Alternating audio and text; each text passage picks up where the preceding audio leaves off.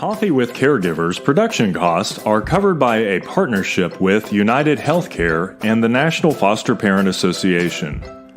We receive no federal or state funding and depend on our constituents and viewers to help us achieve our goals to provide support and services that meet identified needs within our mission. We would like to welcome the viewers of Coffee with Caregivers to the family. The National Foster Parent Association offers several membership opportunities for individuals, child placing agencies, and state and local affiliates. You can join today or donate at nfpaonline.org.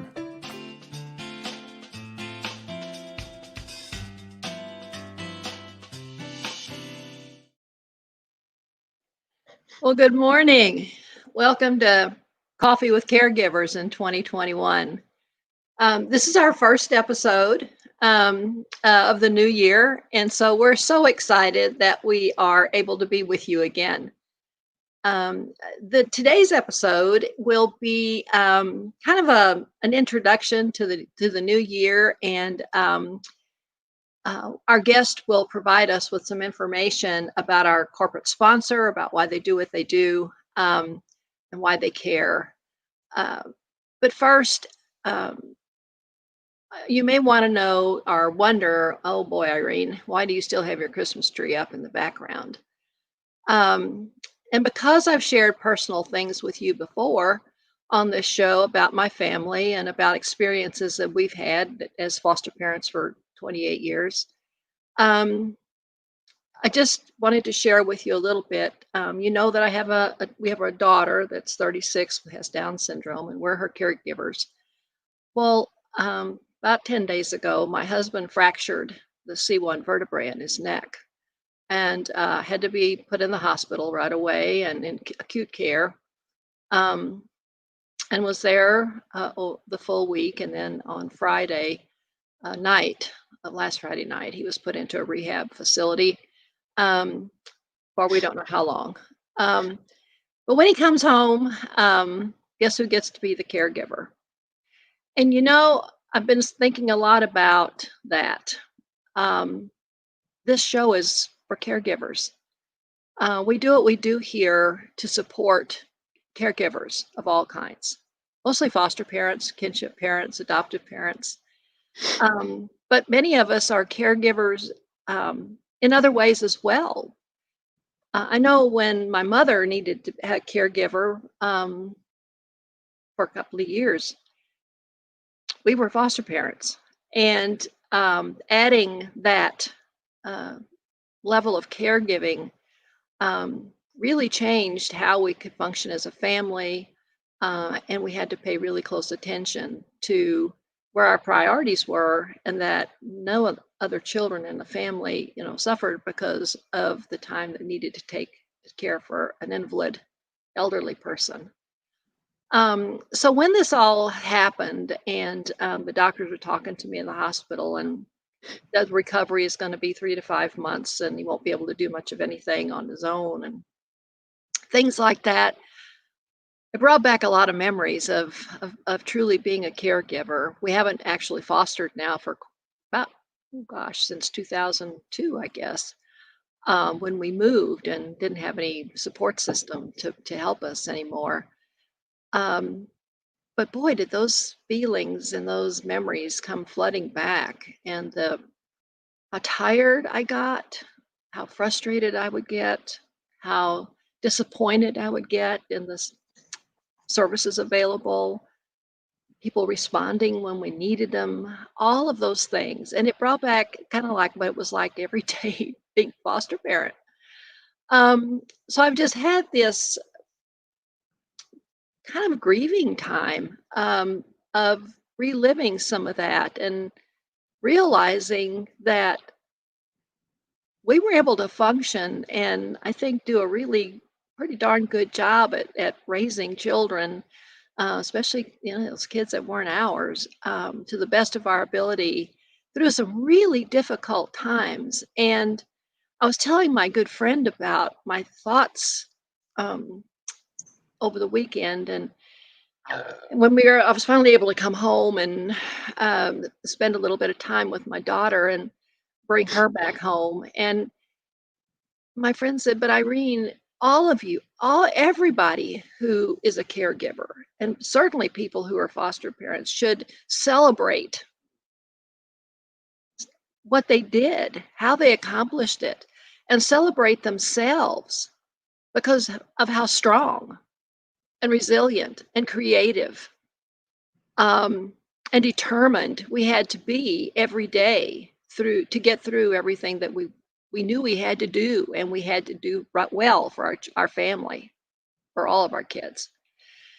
So it kind of gave me a better perspective, and I'm in a way better place this week than I was last week and even over the weekend. Because I guess I was starting to feel a little bit of sorry for myself and what it's going to be like over the coming half a year at least. And I thought, you know what? I can do this.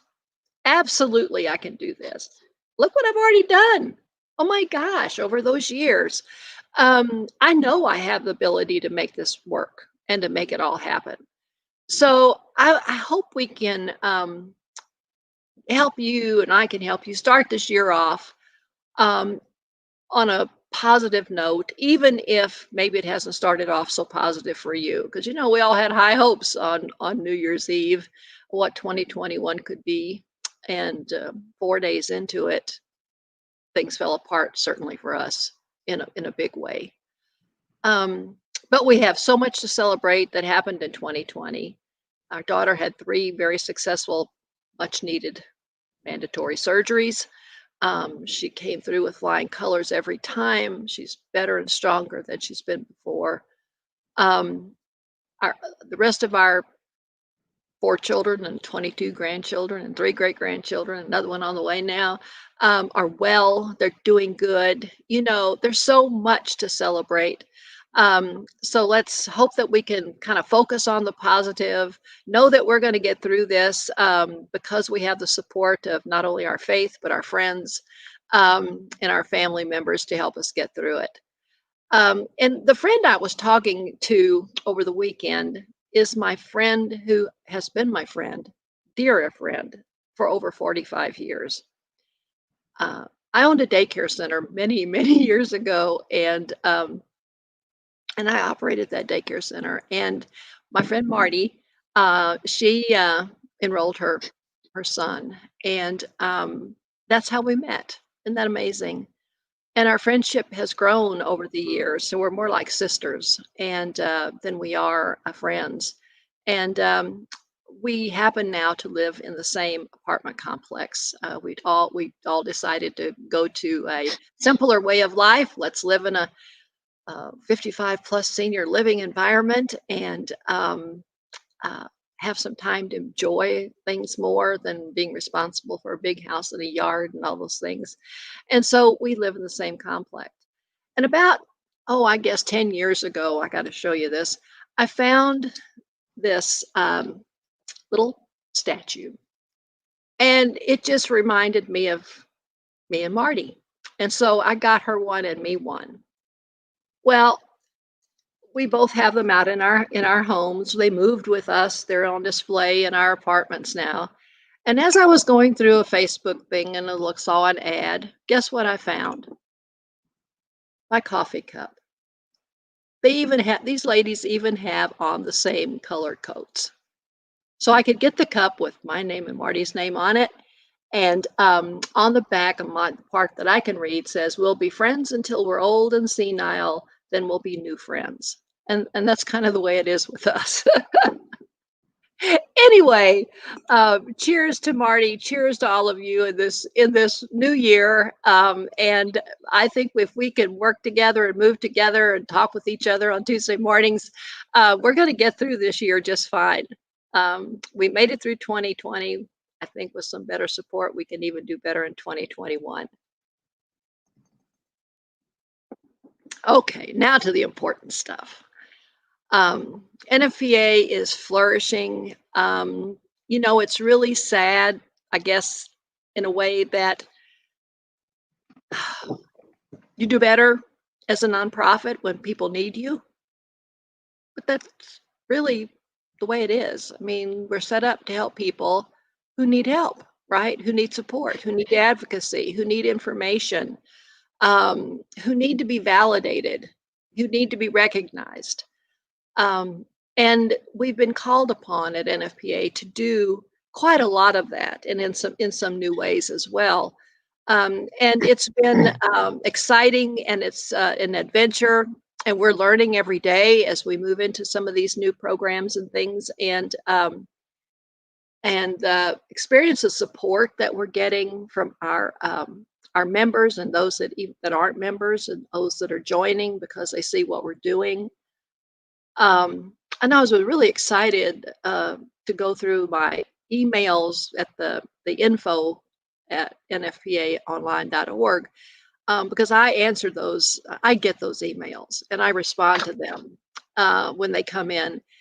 And I also get these automatic emails from our membership system, and that also takes our membership payments, donations, that sort of thing. All the donations that came in the last 2 weeks, the end of December and the first week of January, of people, sending in and saying, just wanted to recognize the good work you're doing. Thank you for the great work you're doing for foster parents. It's just so overwhelming and so heartwarming to see that, that people are recognizing the work that this board of directors and its staff are doing to really promote fostering and foster parenting in particular in the most positive way that can be promoted. So what we're going to do today is talk with Keith Mason. And Keith is a friend. He's a foster parent. There's Keith. And he is the representative of our corporate sponsor. So it's always a thrill to talk with Keith, no matter what the situation is.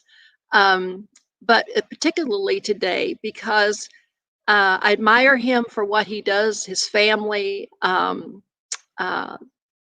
what they stand for, his ethics. He's got a great sense of humor too, by the way. And I love that. But he works for a corporation that really cares, not about just the people that they insure that are in their plan, but the people who are raising those children. And I don't know if Keith's influence has been that big there, or if they've got lots of other people there that believe in foster families and kinship families and adoptive families, that, it's a struggle sometimes every day to get the services that our kids need, but they recognize it. And I'm going to ask Keith to talk about who he is, about his family, and then we'll start our conversation about United Healthcare and why they decided that being the corporate sponsor of our Coffee with Caregivers program is so important. Welcome, Keith. Thanks, Irene, and good morning, Irene, and good morning for whoever's watching. My name is Keith Mason. I'm the National Director of Advocacy and Engagement at United Healthcare Community and State, which means United Healthcare's Medicaid business. And as Irene said, I am a foster parent. 2020 was a very interesting year for us. We transitioned a sibling group of 4 to a forever home in 2020. And we had them as part of our family for about 2.5 years, a 3-year-old, 10-year-old, 11-year-old, and 12-year-old, in addition to our 3 bio kids. And so that transition was both a blessing for them, but also kind of tough for us. And, for many of those listening, when you transition young ones out of your house to a forever home, it's exciting knowing that they're going to that forever home, but also there's a bit of grief, like Irene talked about. So, if anybody has any questions or comments about that, that's something we could discuss. And then at the end of 2020, we took a 3-month break between sibling group of 4 so that we could regroup as a family. And then at the end of 2020 in November, 2 young girls, sisters, ages 6 and 7, came into our lives. And so it was just a very interesting year, like Irene said, because you had this on one side and this on the other side, and they came with a whole new bolus of energy and all kinds of new desires to learn and curious and stuff like that. And starting to integrate them into the family at Thanksgiving and Christmas. So it's been 2020 was a very interesting year. We're looking forward to 2021, where things have also started off with the bang at our house as well, related to foster children and how to help them deal with grief through loss. They had 2 losses over the past week in their lives, and so that was very interesting. Working with your foster children related to that. So, as Irene said, I do this as part of my job. I am the liaison to the National Foster Parent Association. But to Irene's question of, am I the only one? No, I'm not the only one at United Healthcare Community and State that pushes for us to do the best we can with the children, but also with the people that care for those children. But I am obviously one of them, and I kind of do it strongly and a lot, and at every occasion I can. We have about 70,000 children that we cover, which means we have about 70,000 foster families that we also help. And we can talk more about that later. I live in Indiana in a small rural town. From a support standpoint, we get amazing support as a foster family. We have a local church nearby in which about 20 to 25 church members have cocooned us and connected us to their lives, which is completely amazing. They bring us a meal every Thursday. They ask, hey, what do you need on a regular basis? When they go somewhere, they give us a text to say, hey, we'll be gone for a little bit. Is that okay? And we're like, yeah, it's great, because it's that kind of support alongside our friends. So I think, Irene, as you were talking about caregiving, I think the thing to remember, and we talk about this in our training that we did together, Irene, which is, there's a village. And as long as you're open to the village, and as long as you know what everyone does in the village, then it can ease those moments when you need easing, right? And every moment's not going to be the best moment, but if you don't have the energy or the steam to do it, then you rely on someone else in the village, because you're going to give that steam and energy back at some point to that village member. And I think those who foster have a heightened sense of what that means and what that takes.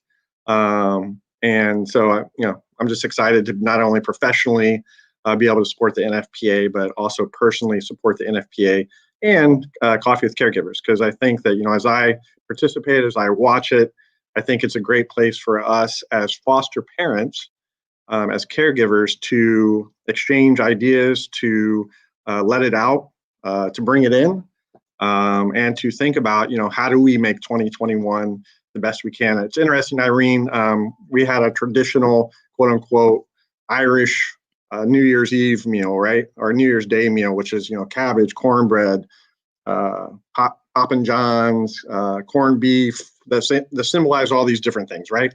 And then right after that, traditionally what we do in our house is we say, hey, here's a little sheet that you put 5 or 6 resolutions. These are what we're going to do differently in 2021. So we all did those, everybody, and we put those on the fridge. So every day you're getting water out of the fridge, you're walking by to put your dirty clothes by the laundry, you see the resolutions of not only yourself, but also of others. That's one thing we do.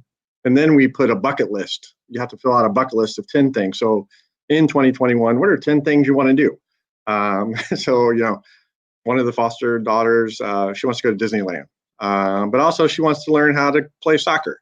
For me, it's improve my Spanish. For another child, it's, get into a good college. So we do resolutions and bucket lists, and I think those help kind of ground us every once in a while when you are feeling, those different things, right?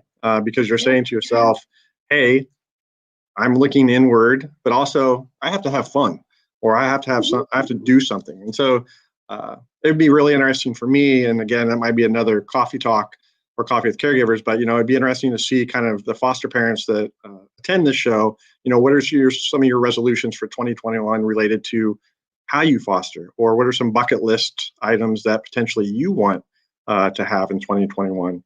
I think that'd be kind of interesting as well. That's a good idea, Keith, actually. Looking for topics, and so that's awesome. Thank you. I think you've got a cup with you today, right? Oh, sorry, I do. I do have a cup with me, and let's see. This is a cup from a local art gallery. They make these cups with pictures from local things, and what you're seeing there is there's a local college called Wabash College nearby. It's the only all-male school left in the country. There's about 800 gentlemen that attend that. I attended it when, back in the day when I attended college. And then this chapel that you see there, at some point in 1998, June 13th, you would have saw Rebecca and I walk out of there and people throwing rice on us because we got married in this, 1800 something chapel. And that's what that picture is. Wow. Well, you do have a history there. That's amazing. So yeah, and that's local. So very cool. So let's talk a little bit about Coffee with Caregivers. Just kind of like maybe a brief update of what we did in 2020. I might just say to folks that oftentimes this show is recorded because we have a hard time getting everybody live to be able to do it at 10 o'clock Central Time on Tuesdays. So sometimes we have to record the episode a few days before. Keith and I are live today with you. So if you do have some questions and you want to send them in to the info@nfpaonline.org, you can do that. And our program director, who is manning the switches and things, can send those to us, depending on how many come in. But anyway, we can do that. But we not only are live right now on Facebook, but we're also live on YouTube and Twitter. So every episode of Coffee with Caregivers is archived on our website. So anybody can go in and watch all of them. There's their website right there. And also certainly on our Facebook page. But then you can also go to our YouTube channel and to our Twitter account to see these episodes as well. So that said, Keith, you want to give a little bit of information about kind of what we did last year as far as number of hours maybe and how many people viewed episodes and things like that? Sure thing. So United Healthcare is very excited to have helped bring Coffee and Caregivers up and to have it running in 2020. Again, we do it because we think it's a good thing. We think it's a good place for foster parents, caregivers, kinship caregivers, et cetera, to come and listen to others so that they can learn, but also participate, right? I think the interactivity and kind of increasing that interactivity is a goal. And it's something I think that then again helps others. And so as you look at 2020, there were 11 hours of Coffee with Caregivers recorded with a variety of topics. And then with that, there were roughly 6,000 views of either kind of the live or the recorded material with Coffee and Caregivers. And so I think that's a great start. I think, again, as Irene talked about, we want to always increase. And so if we have 11 hours last year, we want more this year. If we had 6,000 views last year, we definitely want more this year because we know there are more than 6,000 foster parents out there, right? Absolutely. I looked at a number yesterday. I think I don't know if this number is correct, but it was talking about how with COVID, it's been a lot tougher for foster parents and foster kids and kids in situations. And they quoted a number of 400,000 children in foster care. That's a big number. Mm-hmm. And I think, again, if we're going to inspire others to get on board and be a foster parent, or if we're going to continue to be foster parents to the best of our abilities, you need assistance. And this is one venue in which to do that. This is a carefree venue, judgment-free zone. That's for sure. And I think that, that's, again, why United Healthcare is proud to sponsor it. And again, we want to help Irene and NFPA and you do the best you can. And so I think that Irene talked about, if you have things that you want to have brought onto the Coffee Plus Caregivers, then send them our way. Yep. If you think you have a topic that might be interesting, send it our way. And then again, I think Irene and others are going to kind of plan for 2021 to say, as we think about what foster parents might be going through in 2021, where vaccinations are rolling out, vaccinations for school are a thing, e-learning is a thing, all those kind of things, to try to get in front of and help you think about things differently, help you release some of that stress or relieve some of that stress or decrease some of that stress, and learn, again, so that you can be the best foster parent you can be, which means you're the best everything else you can be, right? That's They're right. they're not unattached. They're all integrated. And I think that's what you were referring to at the very beginning when you're talking about your husband and you're talking about your mother. Is it's not like we can take off our foster care superhero uniform and put it in the closet at any hour of the day. Right. Because A, you don't know when you're getting the phone call, but B, if you have people in your house, they're sleeping or they're going to school or they're there, right? And so the Right. superhero costume always has to stay on, and you're wearing multiple superhero costumes. The Right. go to work costume, the be a mom, be a dad, be a sister, whatever costume, you got to keep it on, and that's just the way it is. Yeah, I've often thought as a foster parent when things were getting really hairy and difficult, and I just felt like nobody was listening, and I couldn't get help when we needed it, and we were desperate. Especially when over the last 10 years when we had teenagers, because boy, would just throw you right out the window if they could some days, and some days they tried, and literally, and it was always like you have to be on all the time. The vigilance piece of of your existence is there. It's hard to have any true downtime. You think you're having downtime, but the ear is always out. Is somebody trying to get out their window? It I mean, it was just always and I think that I know for myself, I let it build up. There was a foster home development worker is what they called them in Texas at the time, and we had been probably fostering probably 6 or 7 years at that point, in our 28, and we had church photographs made of our family photographs for a church directory, and it was time for that. It happened every 5 years, so we had that, and we got the photo to look at the photos, and we selected one, and we were all in it, and I was so proud of that picture of our family. So when Kathy, the worker, came for one of her regular visits, I just couldn't wait to show it to her. I just was so excited to show her our new family portrait. And I handed it to her, took it down off the wall, brought it over and handed it to her, and she looked at it for a while.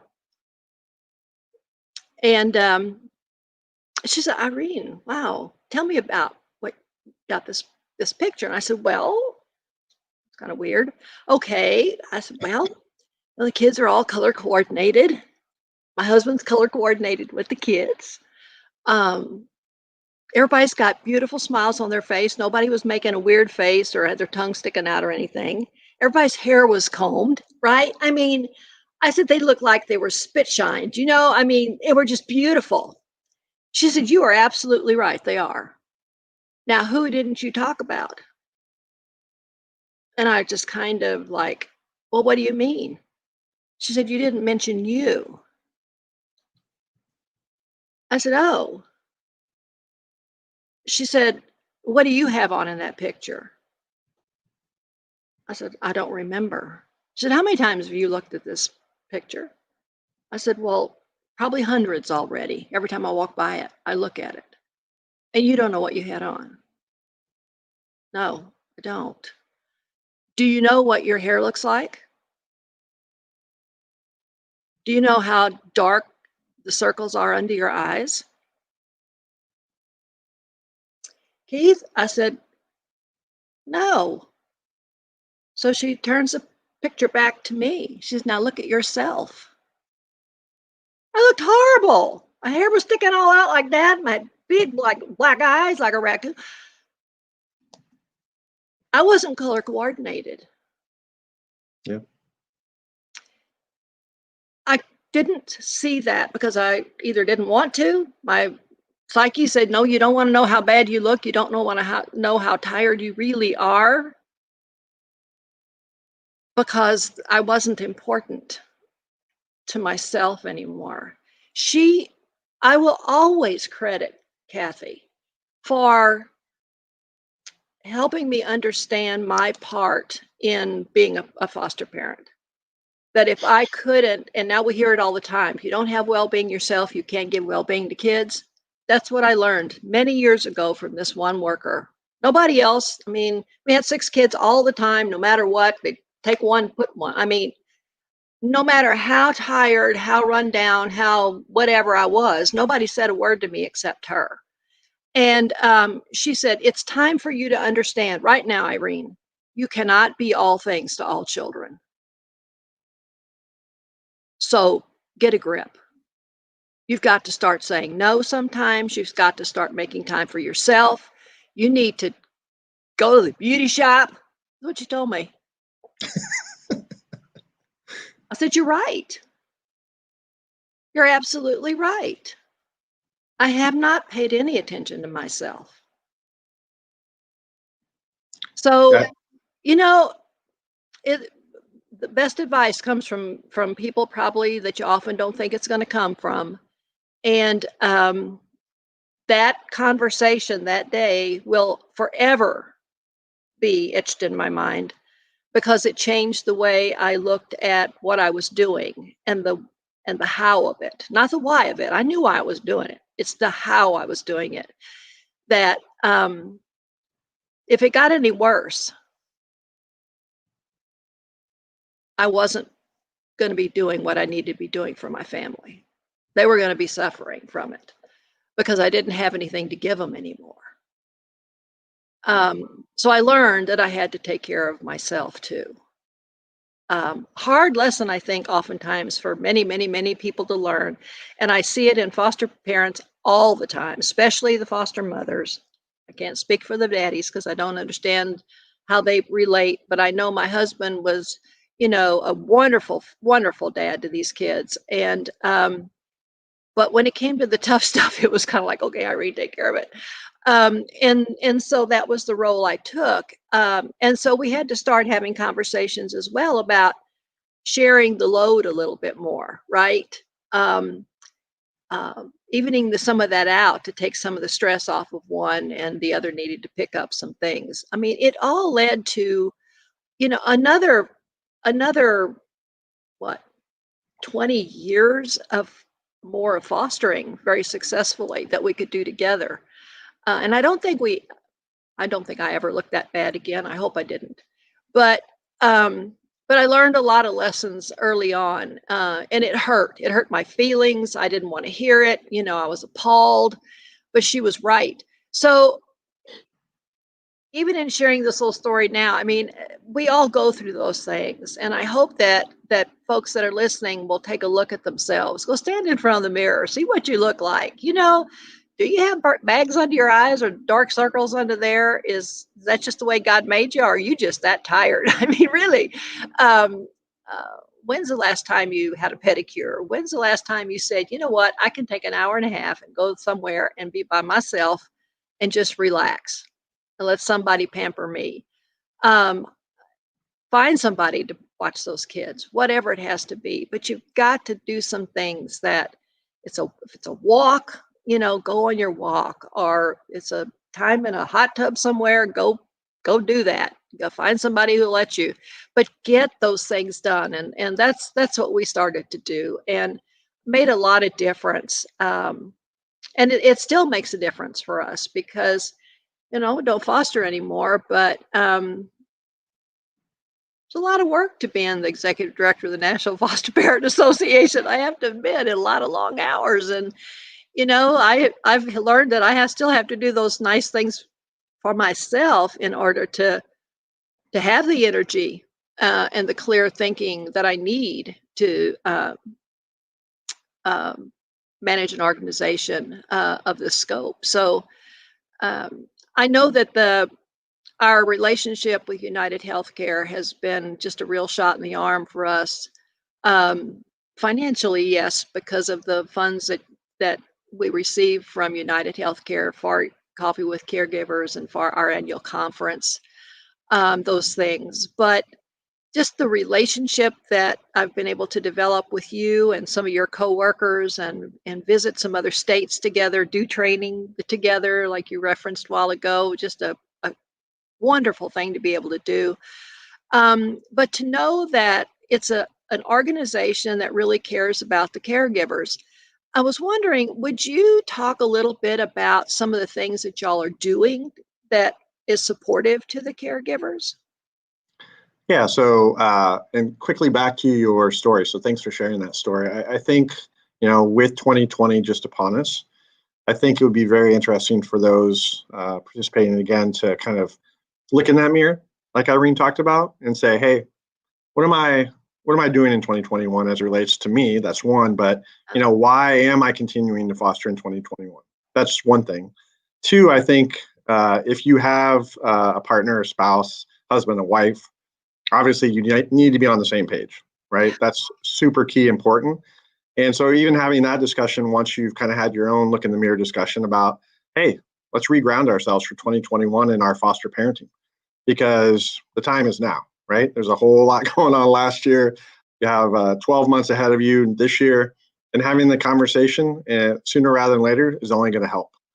So I would just challenge those watching to have the conversation with yourself, have the conversation with your significant other, and quite frankly, if you have bio children in your house, you also need to have them in the conversation. That's like the That's third what I tier. was just gonna add That's to that, is that, it's important to get their take on all this, that's for yeah, sure. that's the third tier buy-in, and then maybe talk to other people. But really, it's a time to do that. But it's also time, to Irene's point, to have a real conversation and to figure out, hey, are there some tweaks that I can make? And they don't have to be giant, life-changing tweaks. Micro tweaks go a long way. They do. It's amazing how much a micro tweak can go away. So I would just say that that's one. And then from a United Healthcare standpoint, Irene, since I would say over the past couple of years, we've really started to think about, what does real support look like for foster parents, which means what does real support look like for the child. So, you know, uh, I'm on like number 12 foster children, right? And you had, I think, you had 138 or something like that 100 over there? 127, yeah. Okay, so you know your number. So either way, you had some kids that they came to your house, they folded their, they cleaned their room, they read their books, they did their homework, they ate whatever you put on their plate, and there was seemingly nothing going on there, right? From a you need to correct standpoint. And then you had some, it sounds like, that tried to throw you out the window. Oh, yeah. Luckily, I've not had any of those, but and you have those, right? And so I think at United Healthcare, what we're trying to figure out is clinically and socially, what do those children need? And so they don't all need the same thing. So you don't give them the same amount of kind of services because they don't necessarily need those services. And so Right. you want to kind of put those. And so from a kind of an approach standpoint, we have thought long and hard. We've tested models out to figure out what's the right approach, again, for those different tiers of children. So all the way to high behavioral health need to no behavioral health need and everything in between. But, when a children comes into the United Healthcare family, we assess them. And that assessment is just not with the child alone, it's through a variety of means, foster parent included, so that we know how we can start providing the care that they need. Because if they get the services they need, whether that's behavioral health, physical health, whatever, then that does relieve kind of the stress on the foster parent. I've sat in many parking lots for therapy while my foster children are going to therapy, or I have people come to my home, or I do it via telehealth. Those are all different mechanisms and way to do it. And we try to offer as many possibilities within those different tiers to address those services. So again, the lives of everyone involved, foster child, all the way to foster parent, doesn't have to stop or wait or be tense or stressful. And so we really, on a regular basis, sit back and figure out how do we best deliver those services by working with the providers that we work with. So, obviously you said the payers are the payer, but actually the payers help have lots of conversations with providers, all the way down to, hey, provider A that's providing behavioral health for child A, do you actually know what trauma-informed means? Have you done an ACEs assessment? Do you actually think about resiliency? And the big one is, have you ever thought about hope and how much hope that kid has? We've done a lot of work recently, Irene, with the Hope Research Center in Oklahoma. It's at OU, University of Oklahoma, and there's a Dr. Chan Hellman runs the Hope Research Center. And we were discussing a lot about resiliency, and his take was, and the research actually shows, is before you get people resilient and change behaviors, you actually have to have hope. And as you think about the foster children that come into our lives, how much hope do they really have? You know, with the current 2 little girls that we have, this is their 5th placement. 5th. So as you think about it, every transition is a smack against hope, a smack against resiliency, a smack against behavior change. And so you really need to know kind of what their hope is, right? So that you can then help build that resiliency. And actually, so you can build hope if they don't have it. You can build resiliency if they don't have it. And you can change behaviors again so that as they grow up, they start to successfully move into the different phases of their life. And so United Healthcare thinks about all of that along the continuum of a foster child's life, but also who are those different individuals, foster parents included, that influence that we have to work with, that we have to make sure that they have the right training, that they have the right support that they need. And so, and again, I think we do it because we want foster children to be the best they can be. And we know they're always starting from a position down, right? They're always 1 down, 2 down, 3 down because of their situation. And then we're exploring other kind of innovative ways to, think about how do you address kind of foster children, but then also their bio families, right? Because their bio families are kind of in parallel. They're just usually in a very different parallel, right? Doing IOP services or other court appointed services, and towards reconciliation. And so, Absolutely. how do we potentially help with that? How do foster parents potentially, we don't see it as there's a foster parent, there's a foster child, there's a bio family, there's this. It's a interconnectivity, and we approach it from a space of interconnectivity and try to figure out how do we help maximize connections, again, towards improved outcomes for those foster children. Absolutely. I think that's I found a statement that struck me, and this is kind of a perfect segue just to add it. So I just pulled it out. It's about co-parenting, because that's what foster parents really should be doing with the parents of the kids who join their family, right? Is co-parenting and working towards safe, healthy reunification, if that's a possibility, which we always hope it is. And it says co-parenting, it's not a competition between 2 families. It's a collaboration of parents doing what is best for the kids.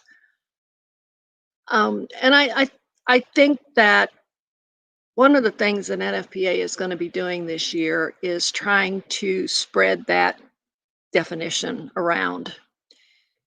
I get on I'm invited to a lot of foster parent groups on Facebook and things like that, and I certainly don't have an opportunity or the time to be on them much, but I do visit them once in a while just to try to keep um, up with what's kind of the thoughts are. And in a time when our legislation and rules are talking about um, providing as many services in the child's family as possible before having to move them, those sorts of things. And then if they do have to move from home to a foster family or even a kinship family, what does that whole co-parenting piece look like? What does that mentoring piece look like? What does that becoming a friend look like? And what I see still much too often on some of these parenting groups is they don't want anything to do with the birth parent. God forbid somehow they should get their email address or a phone number, certainly an address. No communication. It's like, how do you work with this parent then to benefit the child that you've agreed to work with for that child's best outcome if you are not willing to even communicate basically with the child's parent whose goal is for unification? Really, really sad. Breaks my heart when I see these. Now, I know there are some situations where it's dangerous. I mean, I was in one. We had a sheriff's deputy sitting in the end of our driveway for 4 days one time because the father of this kid was going to come shoot me. Well, We didn't go anywhere for 4 days, and the cops were sitting, the sheriffs were sitting down there at the end of the road until they could get him.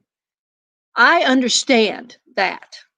I get it. I lived that, right? But that was one in 127 kids and 127 families. Some, I didn't feel as comfortable with as others, but I was able to still befriend at least one of the parents, and work with them. And how do we get not just the foster parents to understand the importance of this to the children, to see this process happening, to see this communication happening, to see that their parent is valued because they love their parent, they value their parents. Not how do we do that when we still have workers out there, agencies out there who don't even support this? So that we have a lot of work to do in this country before we can get to the point where we can make really good decisions on what happens to kids ultimately after a period of time in foster care. But I think that this is one of the things that we're probably going to, have a mantra on, so to speak, this coming year, because the expectations of the Family First Act kicking in the fall, everybody's supposed to be doing this. So we've got to do our best to reinforce this with all of the foster parents out there who are actively fostering. And I think it's interesting because I think there are obviously various places in that continuum, depending on who the bio parents are, right? Absolutely. And so I think with my own experiences, getting further up front when a child or children are placed in your home to say, hey, to that parent, I want to be a co-parent with you. And if I can help you be a better parent, let me know, right? They have to want to do it. That's one. Yeah. And that's during kind of towards reunification, right? Yes. I think the other interesting thing that we've experienced is once TPR has happened and they know their children aren't coming back, the actual conversations that I've had with the mother and with the father is, you know what? You're going to lose your children legally, but that doesn't mean you lose your children forever, which means that if you can figure out how to be the best person you can be, and if you need my help to do that, then let's start that process, because 5 years from now or 10 years from now, they're probably going to come looking for you. Mm-hmm. And when they do, don't you want to be the best person you can be so that you can have an actual relationship with them? So I think that just in my first time was in 2020 having that conversation that way. My other one was, 15 years ago, to your point, of working very closely with a mom who lost 4 children, and she got them back and she kept them forever. And I see her at the airport all the time, and we hug each other, and we have a great relationship. Yeah. Well, we've got one like that. I mean, these kids left. Oh boy. Let's see. So if they're 35, the oldest one was 15 when they went home. So 20 years ago.